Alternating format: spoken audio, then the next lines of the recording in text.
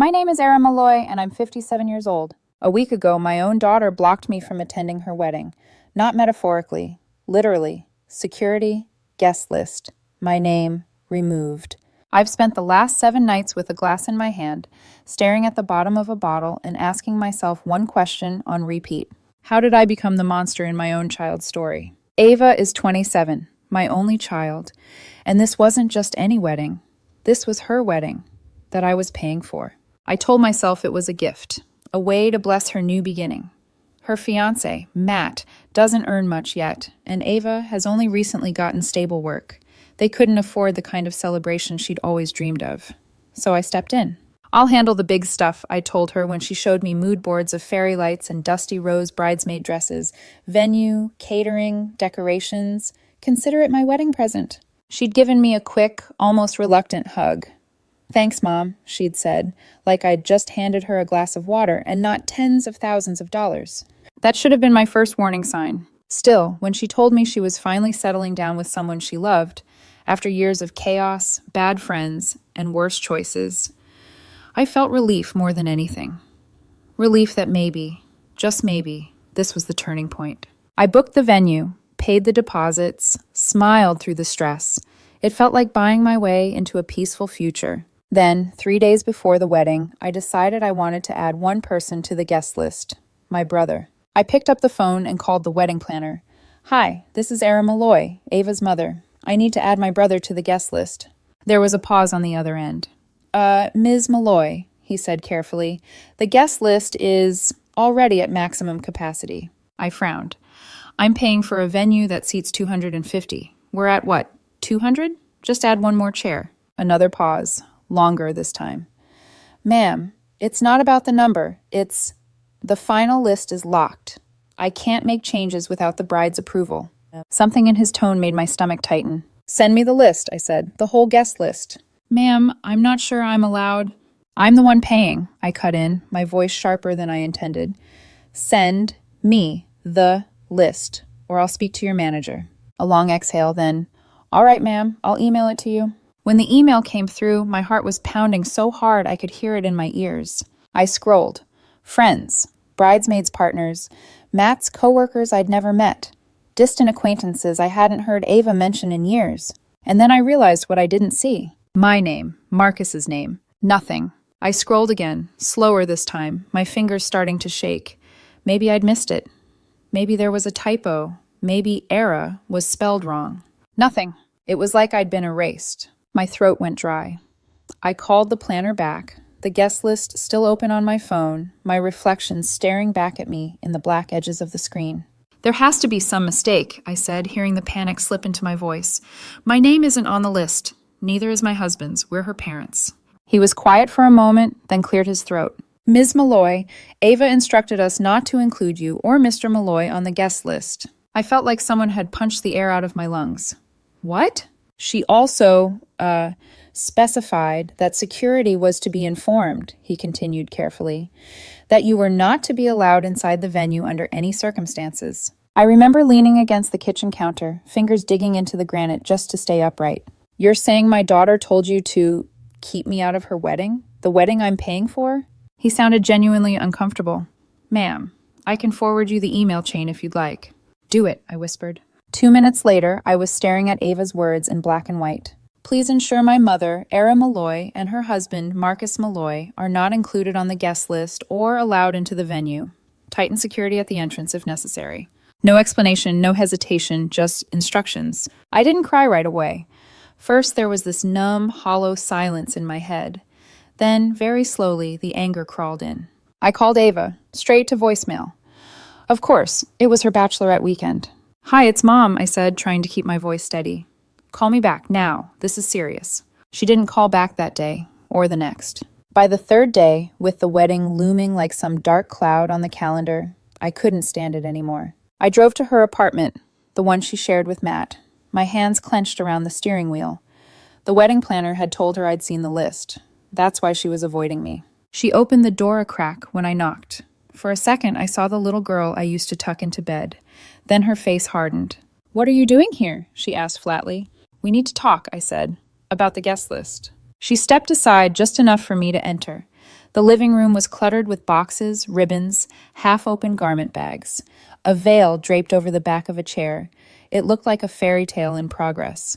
Except I was the dragon. I turned to her, my heart racing. "Ava, why am I not invited to your wedding?" Her arms folded across her chest. "Well, good for you," she said, eyes cold. "Now you don't have to waste time or energy traveling to the venue. I'll send photos if I have time." It felt like she'd slapped me. "You're serious," I whispered. "You told strangers to block your own mother at the door." She rolled her eyes. "Don't be dramatic, Mom. I just don't need your negativity ruining my day." "Negativity?" A laugh broke out of me, hysterical and ugly.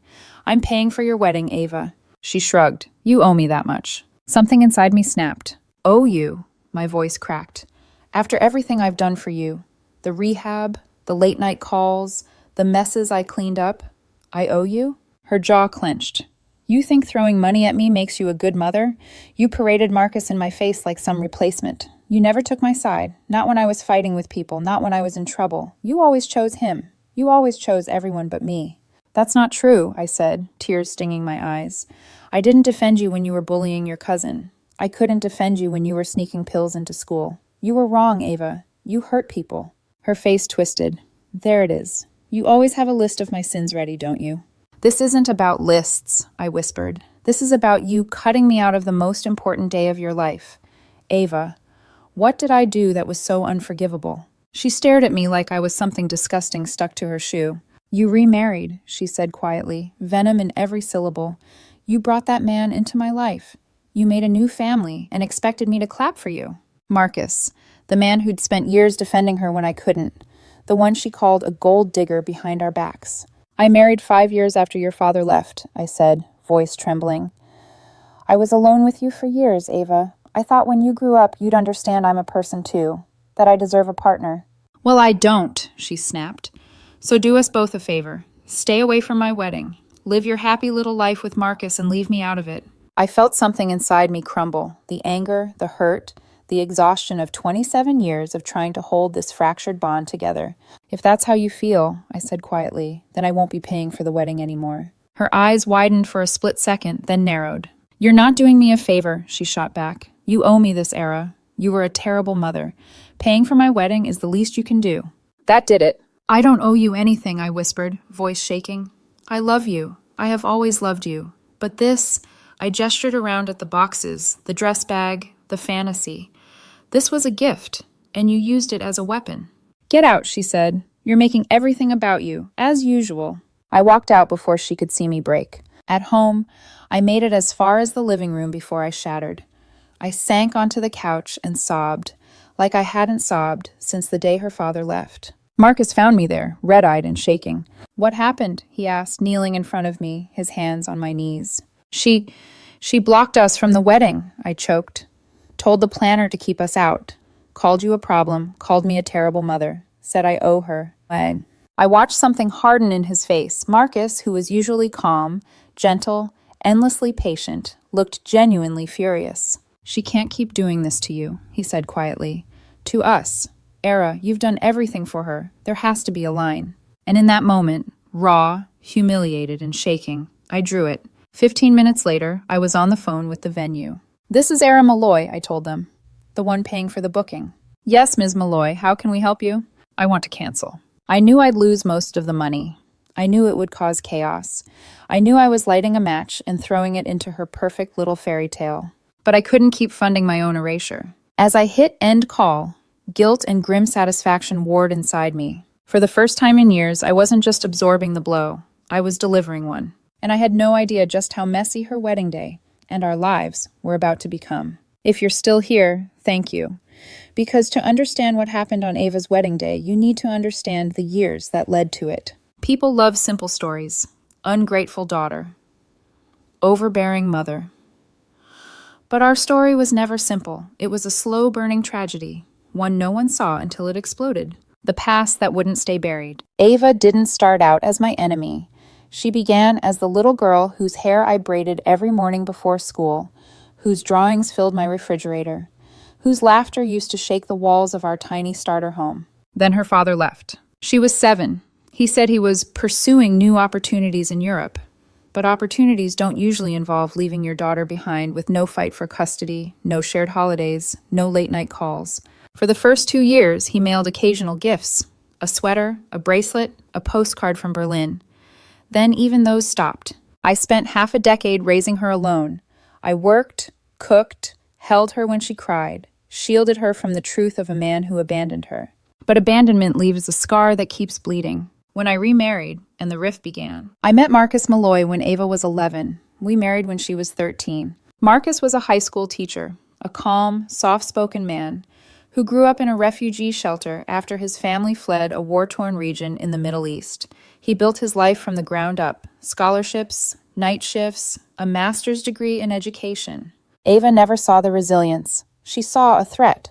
"You're replacing Dad," she once hissed when Marcus tried to help her with algebra. We both told her he wasn't. She didn't believe it. Over the years, Marcus tried everything. Gentle hikes, cooking nights, even building a bookshelf in her room because she once said she liked the vibe of bookstores. She didn't say thank you. She called him a wannabe father and slammed her door. It only got worse from there. Teenage Ava, rage with sharp edges. At 15, she fought with my niece so viciously that my sister begged me to take Ava back early from her stay at their house. "They're like cats and dogs," she complained. "I can't protect my daughter from this anymore." I brought Ava home and told myself it was just a phase. Then came the pills, sneaking out, failing grades, a boyfriend who was expelled for dealing. When I confronted her, she screamed, "You're ruining my life!" But she was already ruining her own. She begged to live with my parents instead, claimed my home was toxic. I let her go, thinking maybe distance would help. It didn't. My parents caught her sneaking out every night after they went to bed, running around with the wrong crowd.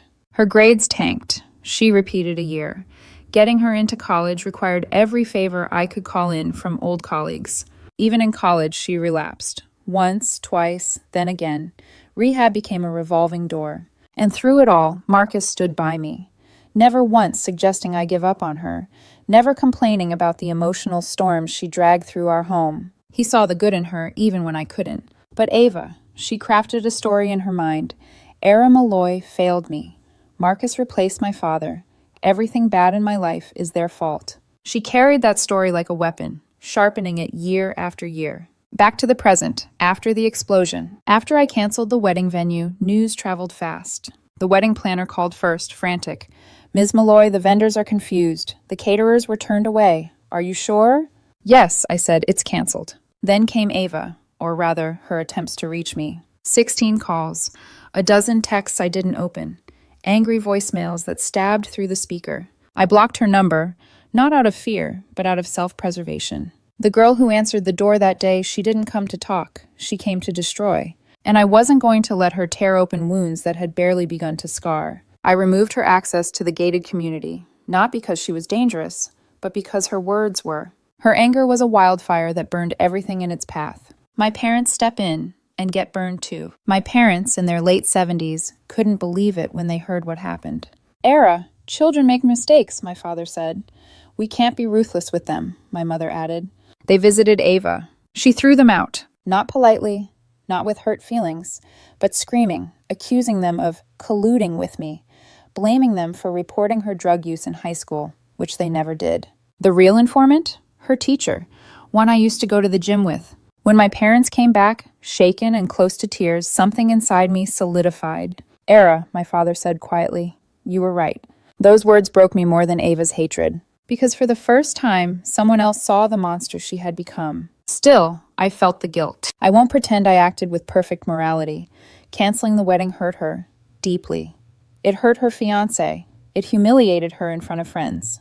But I had spent decades swallowing pain to protect her from consequences, and maybe that was my mistake. I wasn't trying to teach her a lesson. I wasn't trying to get revenge. I was trying to survive the emotional hurricane that was my daughter. And when people ask why I'm writing this, it's because the guilt still gnaws at me. Even after everything she said, everything she did, she's still my child. And every mother knows, even when your child strikes the match, you still feel responsible when everything burns down. But I had no idea that the downfall of her wedding was only the beginning. Months from now, I'd get a phone call that would change everything. From someone I never expected. A year passed. Not peacefully, just quietly. Like the silence after a tornado. when the world pretends to stand still, even though everything inside you is still shaking. I hadn't spoken to Ava since the wedding disaster. She married Matt in a small private ceremony with only their closest friends. No family, no parents, not even his. My niece later told me through whispers that Ava had moved to another city, a new job, a new apartment, a fresh start without the people she blamed for her old life. I told myself I accepted it. I told everyone I had moved on. But the truth? Every time my phone buzzed, my heart jolted, a pathetic little spark of hope that maybe, just maybe, she was reaching out. She never did. The call that broke the quiet. A week ago, my phone rang from an unfamiliar number. I almost ignored it, but something, mother's instinct maybe, made me pick up. "Hello?" I answered. A man exhaled shakily on the other end. Is this Mrs. Malloy?" My chest tightened. "Yes, who's calling?" It's Matt. Ava's husband. The last voice I ever expected to hear. Immediately, panic clawed up my throat. "Is Ava okay?" I demanded. "Did something happen to her?" She's fine," he said quickly. "Nothing serious, but we need to talk, in person." "In person?" My pulse throbbed in my ears. "Why? What happened?" "I'll explain when we meet," he said. "I'm in your city for work. If you're available, maybe dinner tonight?" That tiny spark, the one I had tried to kill all year, flared with bright, blinding hope. "Ava wants to see me. She's ashamed. She's afraid. She's using Matt as a bridge. She wants to reconcile, but doesn't know how." I found myself saying, "Yes, of course, tell me when and where." And for the first time in a long time, I felt light. The hope dies quickly. I arrived 10 minutes early. Every minute, my eyes flicked to the restaurant door, expecting to see my daughter walk in with Matt, wringing her hands, eyes red. But when Matt finally entered, he was alone. No Ava, no second footsteps behind him. The hope inside me, that foolish, stubborn thing, collapsed. He sat across from me, looking exhausted in a way no man in his 20s ever should. His shoulders slumped like he was carrying boulders. "Where's Ava?" I asked softly. He looked down at his hands. "I don't know." My breath caught. "You don't know?" He swallowed hard. "We're separated, have been for months." The truth about their marriage. Then it all spilled out. At first it was small things. Cold shoulders, silent treatments, jealousy, snide remarks. But soon it became darker. "Ava has anger issues," he said quietly, staring at the table instead of at me. "Real ones. She'd throw things, smash things, break plates over nothing." I felt myself shrink inside. She hit the wall once, near my head. "Not at me," he added quickly, as if protecting her even now. "But it scared me." He talked for nearly 20 minutes. Her rage, her accusations, her unpredictability, her refusal to take responsibility for anything. And worst of all, the manipulation. "She convinced me that you and Marcus were cruel to her," he whispered, "that you'd replaced her dad, that you judged her, that you wanted to control her life. I believed her. I'm ashamed that I believed her." My throat tightened painfully. "It's not your fault," I said gently. "Ava can be persuasive when she's in pain." He nodded, eyes glassy. "I stayed longer than I should have. I kept thinking she'd calm down, or apologize, or try therapy. She didn't. She blamed me for everything, even things out of my control." A long silence. Then he said the words that made my stomach drop. "She begged me to take her back, but I can't. Not after everything. I don't love her anymore." I closed my eyes. For once, I couldn't even blame him. Why he really came to see me. "Mrs. Malloy, I asked to meet you for a reason," he said, sitting straighter. "Ava has no friends left. She burned every bridge. She's alone, and she refuses to get help." My heart cracked. "I want to help her," he continued, voice trembling. "I think she needs therapy, real therapy. But she won't listen to me, and you're still her mother. You're the only one she might hear." The words hit me like a punch. Me, her mother, the one she blamed for everything. He wanted me to walk into the fire again. But how could I say no? After everything, after the wedding, the fighting, the hatred, she was still my child. And a mother's heart doesn't follow logic, it follows blood. "I'll try," I whispered. He exhaled with relief. "I'm sorry for everything she put you and Marcus through," he said. "I should have stepped in earlier." "We all should have done something earlier," I murmured, facing my daughter again. The next morning I drove to her apartment. I didn't take Marcus, not because he was afraid, but because I didn't want him to hear the things she might say. I knocked. She opened the door halfway. Her hair was messy, her eyes swollen, her face pale and furious. "What do you want?" she spat.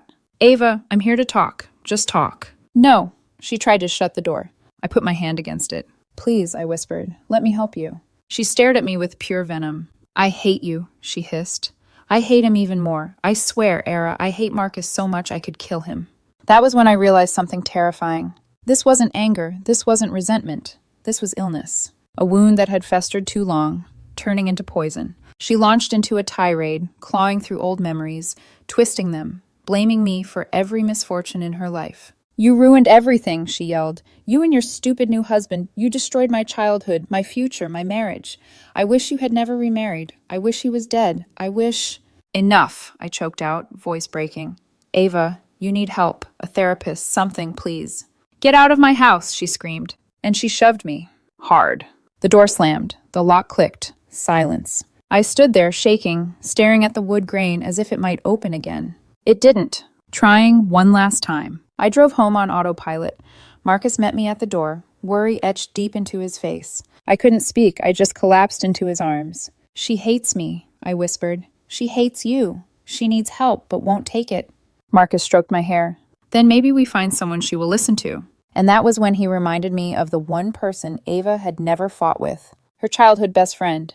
Now living in South Africa. Desperate, I reached out. She responded within minutes.